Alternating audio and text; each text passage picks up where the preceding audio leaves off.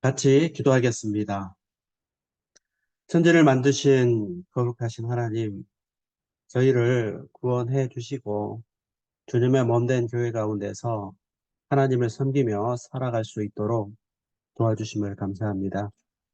우리의 약한 믿음을 붙들어 주셔서 주님을 의지하고 이 시기를 분별하며 마땅히 어떻게 살아야 될지 알게 하시고 지혜롭게 신앙생활을 잘할 수 있도록 도와주시기를 바라고 원합니다. 오늘 저 모임을 위해서 모였습니다. 오늘 모임 가운데 오직 하나님께서 앞서 행하시고 인도하셔서 유익한 시간이 되기를 간절히 바랍니다. 다음 주에 오전 집회를 앞두고 저희들 마음을 모으고자 합니다. 이번 집회를 통해서 새로운 말씀 듣고 구원받을 수 있는 사람을 보내주시고 또 구원의 역사가 나타날 수 있도록 도와주시고 또 우리의 마음을 전도로 모아 주시옵기를 간구드립니다. 오늘 또 가정을 개방해서 교제하게 도와주신 가정마다 우리 자매님들 도와주셔서 대접하신 손길 배나 축복하시고 영육간에 필요한 은혜로 채워 주시옵소서. 오늘 교제 시종을 주께만 의지하며 예수님의 이름으로 기도했습니다. 아멘. 시편 89장 말씀을 찾도록 하겠습니다. 시편 89장입니다. 시편 89장 35절이 되겠습니다. 35절에서 37절까지 말씀입니다. 35절에서 37절까지 말씀을 제가 읽도록 하겠습니다. 내가 나의 거룩함으로 한 번 맹세하였은즉 다윗에게 거짓을 아니할 것이라. 그 후손이 장구하고 그 위는 해같이 내 앞에 항상 있으며 또 궁창의 확실한 증인 달같이 영원히 견고케 되리라 하셨도다. 네, 오늘 조모임을 갖게 되는데 어, 평상시 같으면 조모임 때 고린도전서 공부를 했는데 네, 오늘은 좀 이 말씀을 좀 나누고자 합니다. 다음 주에 있을 전도 집회를 위해서 우리 마음을 좀 모았으면 하는 그런 간절한 마음을 갖습니다. 여기 말씀에 그 궁창의 확실한 증인 달이라는 그 말씀이 있는데요. 그 말씀을 중심으로 교훈받아 보는 시간을 갖도록 하겠습니다. 여기 시편 그 89장 말씀에는 지금 기록된 부분은 하나님의 그 다윗을 향한 축복 이것이 기록이 되어 있습니다. 하나님께서 다윗에게 하셨던 그 약속, 축복을 변치 않고 이루실 것이다. 이것을 말씀을 한 것인데, 이 약속은 다윗만 주신 것이 아니고 우리 구원받은 사람에게 다 주신 것이고 또 하나님은 맹세 하나님, 약속의 하나님이기 때문에 그 약속은 우리 삶 속에 반드시 이루어지게 될 것을 말씀을 하고 계신 겁니다. 여기 시편 89장 27절을 보시면은요. 27절 바로 위에 있는 말씀이죠. 제가 읽어보겠습니다. 내가 또 저로 장자를 삼고 세계 열왕의 으뜸이 되게 하며 하나님께서 다윗을 장자로 삼고 또 열왕의 으뜸이 되게 한다. 그 말씀은 하나님의 축복을 약속하신 그런 말씀이라고 할 수가 있겠습니다. 그리고 좀 전에 읽은 말씀에 보면은요. 또 37절이죠. 37절. 또 궁창의 확실한 증인 달같이 영원토록 경고케 되리라. 하나님께서 그 다윗을 축복하시는데 궁창의 증인 달처럼 영원히 경고케 한다는 이 말씀 마찬가지로 우리 그리스도인의 삶 가운데 하나님의 약속은 이처럼 이루어지게 된다고 하는 것을 말씀을 했습니다. 오늘은 이런 말씀을 통해서 하나님께서 해, 또 달, 별 이런 것을 통해서 우리에게 교훈하신 말씀을 좀 나눠보고자 합니다. 첫째, 해는요, 우리 하나님을 설명한다 이렇게 말할 수 있습니다. 요한복음 9장 5절 말씀에 보면은 내가 세상에 있는 동안에는 세상의 빛이로다 하셨습니다. 예수님은 한 줄기 빛으로 이 땅에 오신 겁니다. 그래서 밤하늘에 그 달이 뜨고 낮에는 해가 뜨게 되는데 그 해가 상징하는 것은 무엇이냐? 바로 우리 하나님을, 우리 주님을 상징한다. 이렇게 말씀을 하는 겁니다. 누가복음 1장 78절을 찾아보도록 하겠습니다. 여기 책갈피 해놓으시고요. 누가복음 1장 78절입니다.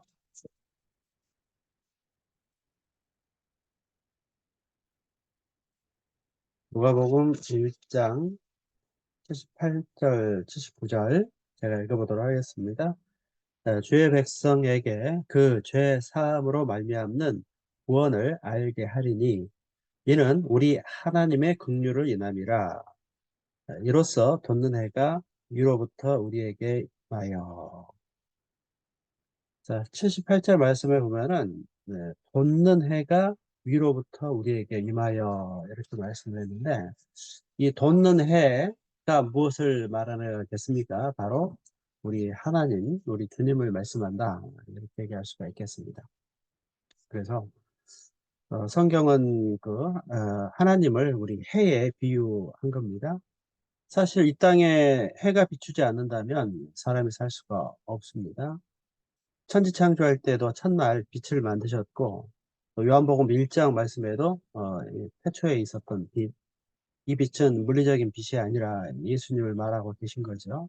그래서 하나님의 그 빛이 예수님을 통해서 우리에게 나타내지고 있고 그 빛이 생명의 빛, 구원의 빛이라고 하는 것을 말씀을 한 겁니다. 그래서 돋는 해가 위로부터 우리에게 임하듯이 하나님의 그 은혜가 우리에게 임했고 그래서 우리가 구원을 받은 겁니다. 그래서 하나님 속에 있는 그 빛, 생명의 빛이 우리에게 비춰지게 되고 우리는 구원받게 되었다고 하는 것을 말씀을 한 겁니다. 자, 아침에 해가 뜹니다. 밤이 되면 해가 집니다. 해가 지면은 그 다음에 무엇이 떠오르게 됩니까? 달이 떠오르게 됩니다. 그래서 밤에는 달이 이제 빛을 비춰주게 되어서 우리를 방향을 잃지 않도록 해주고 계신 겁니다. 그래서 하나님의 생명의 빛. 그런데 그 빛이 예수님을 통해서 비춰졌고 예수님은 이 땅에 왔다가 십자가에 못 박혀 죽으시고 이제 가신 겁니다. 그래서 이 그 주님의 빛이 이제 어떻게 우리에게 또 임하게 되느냐. 달이 그 빛을 반사해서 나타내는 것처럼 이 달은 이 그리스도인을 상징하는 겁니다. 여기 서두에 읽었던 말씀에 궁창의 확실한 증인 달같이 그랬는데 하늘에 그 확실한 증인은 바로 달입니다. 자, 해는 아침에 떠서 저녁에 지고 맙니다. 그러면 사람들은 태양이 없어졌나 생각할 수도 있겠지만은 태양의 존재를 확실하게 설명하는 증인이 있습니다. 바로 달입니다. 달은 빛을 내지 않습니다.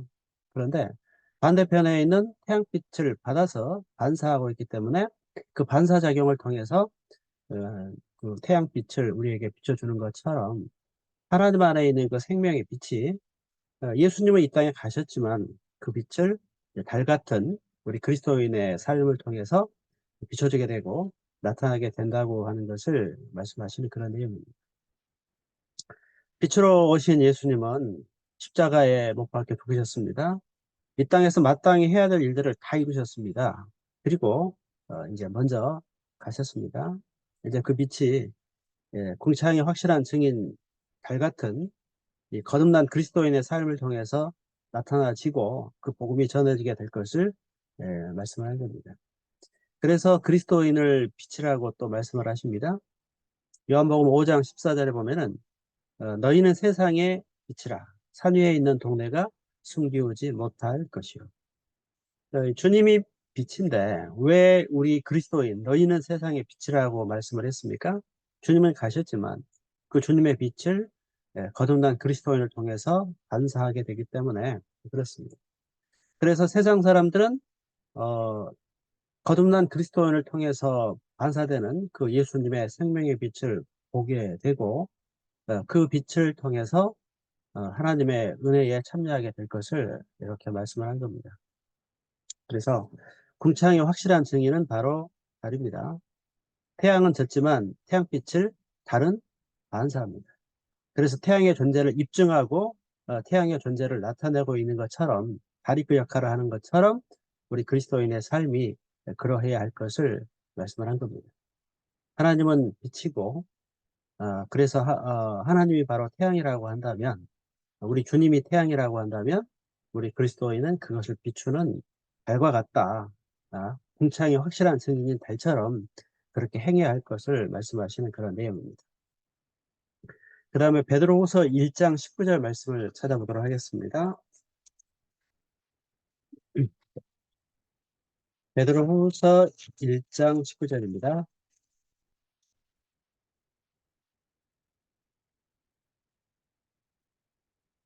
1장 19절에 제가 읽어보도록 하겠습니다. 또 우리에게 더 확실한 예언이 있어 어두운 데 비치는 등불과 같으니 날이 새어 샛별이 너희 마음에 떠오르기까지 너희가 이것을 주의하는 것이 가하니라. 여기에는 샛별이라는 그런 말씀이 기록이 되어 있습니다. 샛별은 금성이라고도 하죠. 그래서 해가 뜨기 전에 가장 먼저 이 샛별이 하늘에 빛이 나게 됩니다. 그래서 새벽에 샛별을 보면 곧 해가 뜰 것이라고 하는 것을 누구나 알고 준비를 하게 되는 것입니다. 자, 여기에서 샛별 같은 것이 바로 무엇이겠습니까? 우리에게 더 확실한 예언이 있다. 말씀이죠. 이것은 어두운 데 비치는 등불과도 같다. 이렇게 말씀을 했습니다. 그래서 해가 떠오르기 전에 샛별이 먼저 뜸으로써 해가 떠오르는 것을 입증하고 기다리게 하고 이렇게 하는 것처럼 예수님은 이 땅에 오셔서 십자가에 죽으시고 구원을 완성하시고 가셨습니다. 가신 주님께서 다시 오마 약속하셨습니다. 예수님이 언제 오실지 그 정확한 시간은 어느 누구도 알 수 없습니다. 그러나 우리 주님은, 빛 대신 주님은 반드시 다시 오시는데 그 전에 샛별이 떠오르는 것처럼 하나님의 말씀에 어떤 징조들이 있다고 하는 것을 알 수가 있습니다. 주님의 정확한 오실 날짜는 알지 못합니다. 그러나 마태복음 25장 등 많은 말씀을 통해서 재림의 징조가 나타나 있습니다. 예수님의 어떤 모습으로 재림하실 것도 정확하게 기록이 되어 있습니다. 그런 재림의 징조의 성취를 통해서 아침에 샛별이 떠오르는 것처럼 우리는 그 징조를 보고 그 말씀을 통해서 주님이 곧 오신다는 것을 인지하게 되고 기다리게 되고, 그리고 샛별이 떠올랐기 때문에 반드시 해가 뜨는 것처럼 주님이 이 땅에 임하시게 될 것을 말씀을 하신 겁니다. 그래서 하나님은 빛이시고 우리 그리스도인의 모습은 하나님이 태양이라고 한다면 달과 같고, 그리고 샛별 같은 이런 말씀을 통해서 우리에게 징조를 보여주시고 그 다음에 주님은 다시 오시게 되는 겁니다.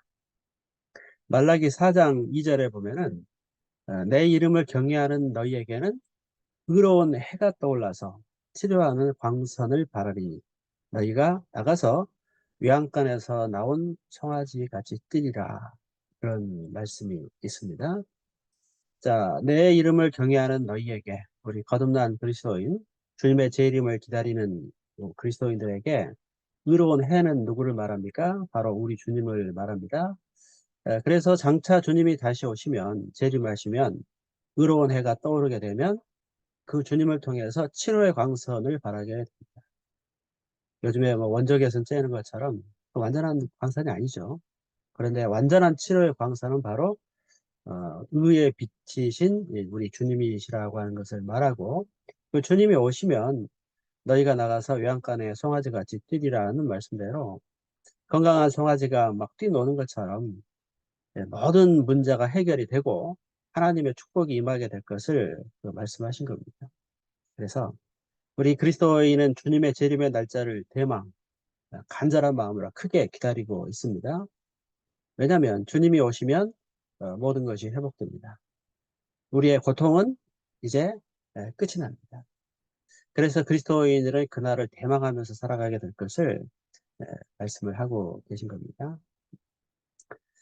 자, 이처럼 주님은 곧 오실 것이고 이런 징조를 통해서 정말 그 샛별이 먼저 떠오르면 그 다음에 머지않아 해가 떠오르는 것처럼 이런 샛별 같은 징조들이 이루어지는 시대에 우리는 살고 있고 주님의 재림을 대망하며 기다리며 간절히 기다리며 살아가는 것이 우리의 삶입니다. 그 가운데 오늘 말씀에서 가장 중요한 그 핵심 구절인 궁창의 증인 달, 그 말씀대로 우리 그리스도인은 궁창의 증인 달 같은 그런 삶을 살아야 될 것이고 그것은 주님의 빛을 이제 전하는 이런 삶을 살아가야 된다고 하는 것을 말씀을 하는 겁니다. 자, 해가 이제 밤이 되면 집니다. 그러면은 달이 떠올라서 태양빛을 반사해서 빛의 존재를 입증하듯이 우리 주님은 십자가의 구원을 이루시고 가셨습니다. 이제 그 주님의 생명의 빛이 우리 구원받은 사람 속에 머물러 있습니다. 우리를 통해서 구원받은 사람을 통해서 반사되는 그 복음의 빛, 생명의 빛을 세상 사람들은 받게 됩니다. 그래서 진리를 알게 되고 거듭나게 되고 삶의 진정한 행복을 찾게 되는 것이기 때문에 궁창의 확실한 증인, 달. 왜 증인이라고 했을까요? 증인은 전하는 것이 사명이고 목적입니다.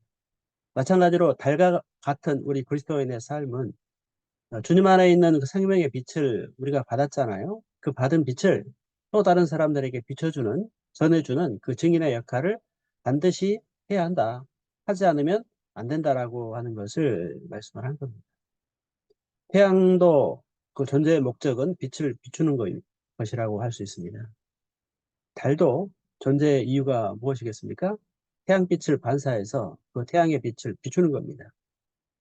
마찬가지로 예수님이 생명의 빛으로 이 땅에 오셨듯이 이제 그 빛은 그리스도인의 삶을 통해서 반사돼야 되고 그 모습은 어떤 모습이냐? 우리가 말씀을 의지하여 말씀에 순종하는 삶으로 믿지 않는 사람들에게 본이 되는 것이고 그 다음에 그런 가운데서 주님의 복음을 담대하게 전해서 많은 사람들에게 그 생명의 그 복음을 듣고 믿도록 인도하는 것이 우리의 할 일이라고 하는 것을 말씀을 하는 겁니다. 증인이 증인의 역할을 하지 않는다면 너무나 잘못된 그런 일입니다. 이정표가 또 안내판의 역할을 제대로 하지 못한다면 쓸모없는 일입니다. 우리 그리스도인의 삶은 세상 사람들을 하나님께로 인도하는 이정표요, 표대요, 그리고 증인의 삶이라고 하는 것을 여러 방면으로 우리에게 말씀을 하고 있기 때문에 이것이 우리의 사명인 것을 생각하고 살아가야 하겠습니다. 자, 그리고 빛은 그 위치가 참 중요합니다. 등경 위에 두는 것이지 말 아래 두거나 평상 아래 두거나 그렇게 하면 그 빛을 비추지 못한다 이렇게 말씀을 했죠. 그래서 우리는 주님께로 받은 그 빛을 전해야 되고 그 빛을 전하기 위해서는 우리 위치를 잘 지켜라.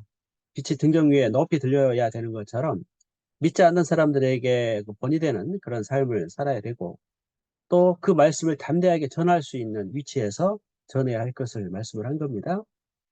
빛이 말 아래 있으면 빛을 비추지 못합니다. 즉 육신의 문제에 매이게 되면 증인의 역할을 잘하지 못합니다. 빛이 속에 있으면 빛을 비추지 못합니다. 거듭난 그리스도인이 죄 가운데 빠져 살면 죄의 복음을 온전히 전할 수 없습니다. 빛이 평상 아래 있어도 빛을 비추지 못합니다.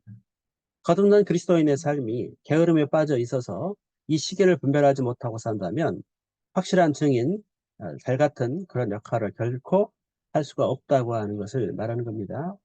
따라서 우리 그리스도인은 주님의 몸된 교회 가운데 온전히 붙어서 잘 그 위치를 지키고 또 세상 사람들에게도 본이 되는 어, 빛은 등경 위에 들려지는 것처럼 높은 곳에 들려지는 것처럼 본이 되는 그런 삶을 살고 그리고 몸된 교회 안에서 순종하며 살아가는 이런 가운데서 그런 역할을 잘 할 수 있게 된다라고 하는 것을 말씀을 한 겁니다.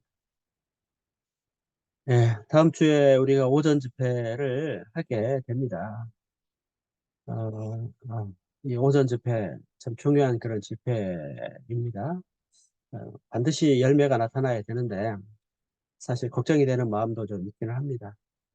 우리 교회가 정말 전도를 열심히 해야 되는 그런 시기인데 생각같이 그렇게 전도가 되지는 않고 있는 그런 상황이라서 어느 누구를 탓할 것이 아니고 내 자신을 하나님 앞에 반성하고 기도를 더 간절하게 하는 가운데 주님, 우리 교회를 성장시켜 주시고 우리 교회를 주님의 도구로 써주시기를 간절히 구해야 되고, 그리고 전도의 기회가 있을 때마다 힘을 모아서 최선을 다해서 복음을 전해야 될 것이라고 생각이 됩니다.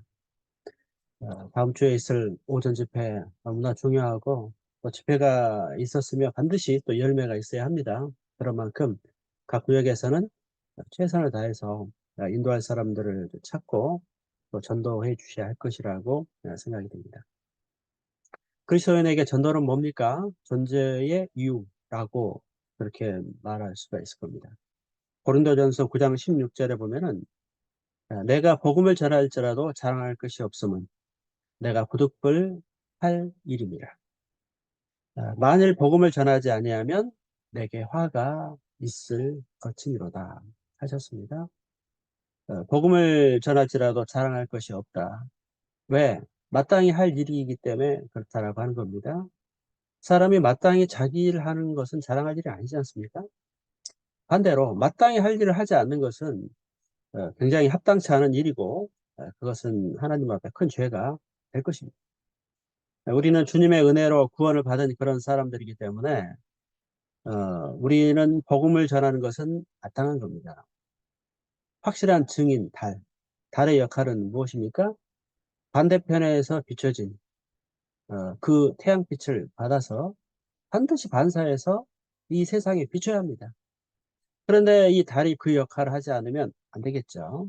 그런 것처럼 우리는 궁창의 확실한 증인, 달이라고 하는 그런 마음을 가지고 예수님은 가셨고 그 복음을 우리에게 맡겼고 우리는 그 주님의 그 생명의 빛을 받아서 이 세상 사람들에게 전해주는 것이 마땅히 할 일, 부득불 할 일이라고 하는 것을 생각을 하고, 그 다음에 이것을 하지 않으면 내게 화가 있을 것이라는 그 말씀대로 전도하지 않는 것, 이것이 하나님 앞에 가장 큰 죄라고 하는 마음을 가지고요 신앙생활을 해야 되겠습니다.